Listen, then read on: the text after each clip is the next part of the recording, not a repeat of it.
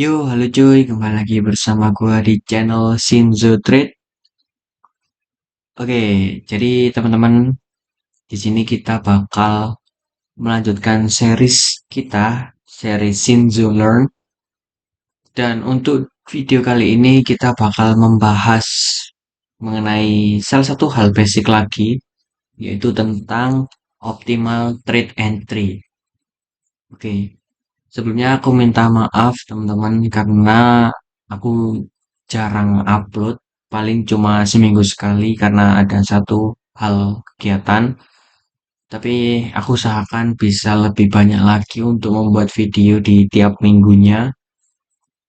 So, kalau kalian suka video ini, jangan lupa untuk dukung aku dengan cara like, comment, subscribe, dan juga kalau kalian mau subscription atau berlangganan di member VIP, kalian bisa langsung klik di subscription di bagian bawah tombol sini dekatnya tombol like.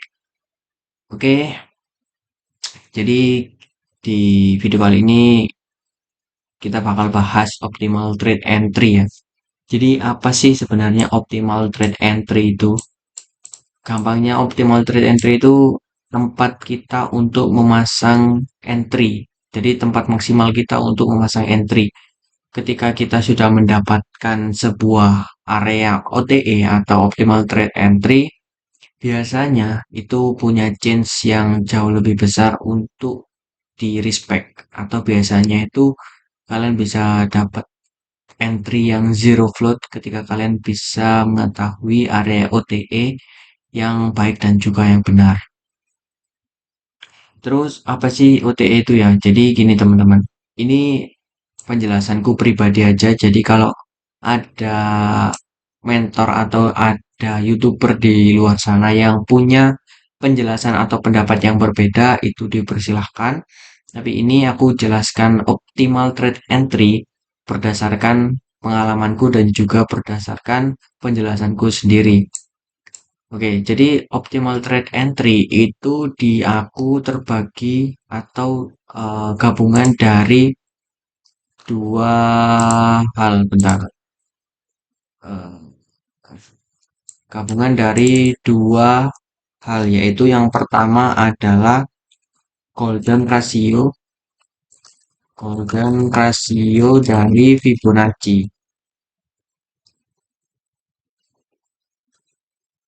Nah, bentar aku kasih warna gabungan dari golden ratio Fibonacci dan juga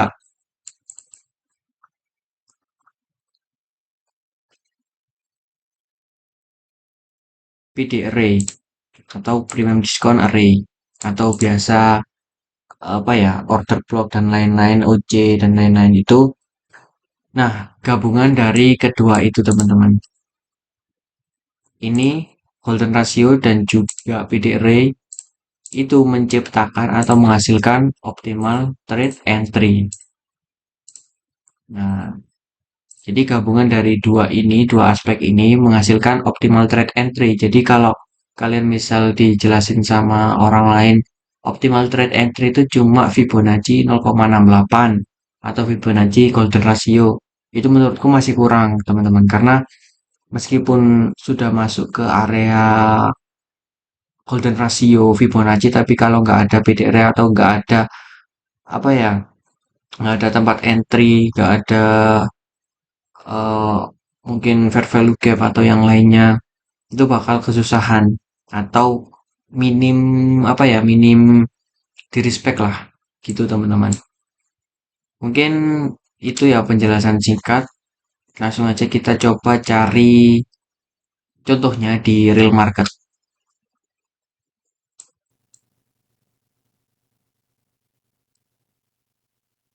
Oke teman-teman, jadi di sini kita sudah masuk ke real marketnya.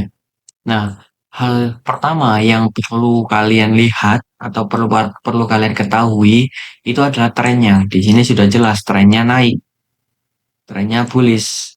Up, down, up, down, up, down. Nah, ini sudah jelas trennya bullish dan tujuan kita untuk mencari OTE itu adalah untuk mencari area koreksinya, teman-teman. Jadi OTE itu berfungsi untuk mencari tempat terakhir koreksinya. Nah, di sini aku contohin. Awalnya kalian itu harus mencari high dan low sebelum koreksi. Oke, perhatiin baik-baik. Terus kalian tarik Fibonacci dari low awal sini ke high di bagian sini, high terakhir sebelum koreksi. Nah, setelah itu kalian coba lihat di sini. Nah, di sini harga langsung respect. Benar-benar respect di area 0,62 sampai 0,705. Oh ya, untuk settingan Fibonacci kayak gini teman-teman. Kalian bisa screenshot. Jadi yang aku aktifin cuma dua aja, 0,62 dan juga 0,705. Nah, setelah itu yang dimaksud sama OTE atau optimal trade entry itu bukan cuma sekedar Fibonacci aja, tapi kalian juga harus nemuin PD array. Nah, di sini ada apa teman-teman? Di sini bisa OC, tapi OC-nya mungkin nggak respect ya. Tapi di sini ada RPS. Nah, di sini aku juga mau jelasin RPS ini kenapa high probability karena di sini kan RPS-nya sempat respect ya sama satu candle ini sebelum dia di break. Nah, biasanya berdasarkan backtestku RPS atau SPR yang awalnya itu dia respect kemudian dia ke break itu memiliki chance atau peluang yang lebih besar untuk di respect gitu. Makanya RPS yang kayak gini itu punya probabilitas yang besar. Oke, mungkin aku bakal kasih contoh selanjutnya ya teman-teman. Bentar aku coba cari. eh oh ini, oh ini tweetku kemarin nggak sih? Ya di sini aku bakal cari juga. Nah di sini aku kemarin tuh dapat entry di sini. Terus aku awalnya tuh coba-coba backtesting tentang Fibonacci ini dan juga OTE ini karena sebelum aku jelasin ke kalian, aku pasti bakal backtesting terlebih dahulu dan juga forward test supaya data yang aku dapetin itu valid. Nah, di sini aku tariklah dari atas ini. Tuh, bentar. Nah, dari atas ini ke sini.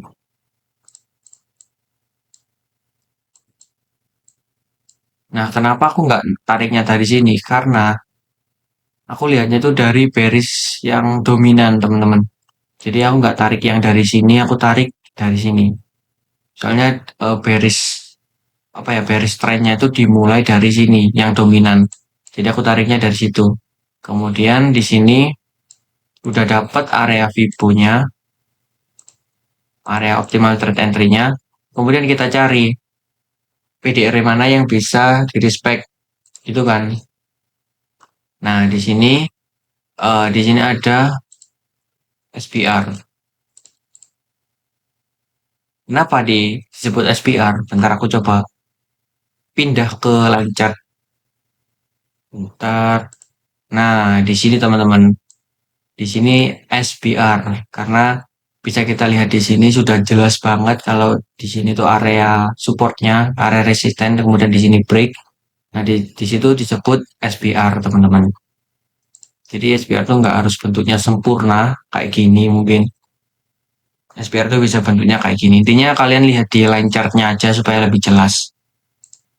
Terus dia masuk, terus dia respect, dan di sini juga ada fair value gap. Nah, itu udah kombinasi yang perfect banget buat entry. Setelah itu harganya masuk ke area tersebut dan langsung respect ke bawah. Gitu teman-teman. Mungkin videonya nggak panjang-panjang banget. Kalau kalian punya pertanyaan atau masih kebingungan tentang ini atau tentang hal yang lainnya, kalian bisa komen di kolom komentar atau kalian bisa juga join di komunitas gratisku.